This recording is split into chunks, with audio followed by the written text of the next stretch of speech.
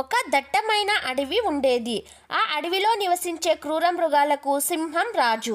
అలాగే సాధు జంతువులకు రాజుగా ఒక ఆవు ఉండేది. క్రూర మృగాలు ఎప్పుడూ సాధు జంతువులపై దాడి చేసి చంపేవి.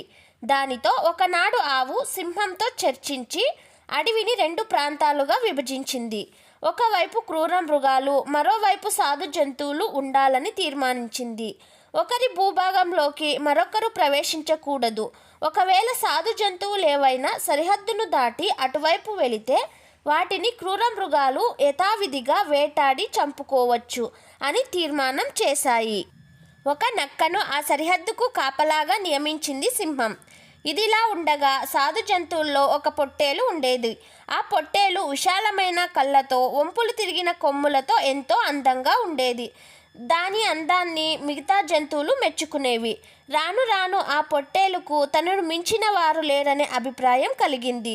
తమ జట్టుకు రాజుగా ఆవు కాకుండా తనే ఉంటే బాగుంటుందనే అహంకారం కూడా దానికి కలిగింది. దానితో అది తన ఇష్టానుసారం తిరగసాగింది. ఆవు క్రూర మృగాలకు తమకు మధ్యనున్న ఒప్పందం గురించి, సరిహద్దు నియమాల గురించి ఎన్నోసార్లు హెచ్చరించింది. అయితే అహంకారంతో కళ్ళు మూసుకుపోయిన పొట్టేలు ఆ మాటలను పెడచెవున పెట్టింది. పొట్టేలు రోజు సరిహద్దు దగ్గరకు రావడం పోవడం నక్క చూసింది. పొట్టేలు మాంసం తిని చాలా రోజులయ్యింది. ఎలాగైనా దాన్ని బుట్టలో వేసుకోవాలి అనుకుంది. నెమ్మదిగా నక్క దానితో మాటలు కలిపింది. కొన్ని రోజులు ఇద్దరి మధ్య బాగా పరిచయం కుదిరాక నక్క సరిహద్దు దాటి రమ్మని పిలిచింది.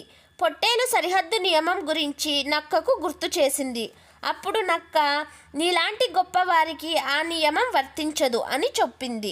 దానితో పొట్టేలు గర్వంగా సరిహద్దు దాటి అవతలి వైపుకు వెళ్ళింది.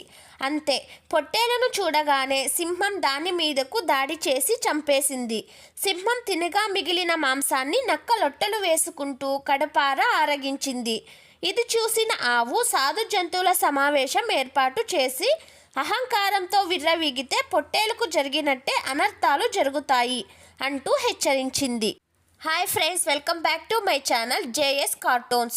Please like and subscribe my channel. Thank you for watching my videos.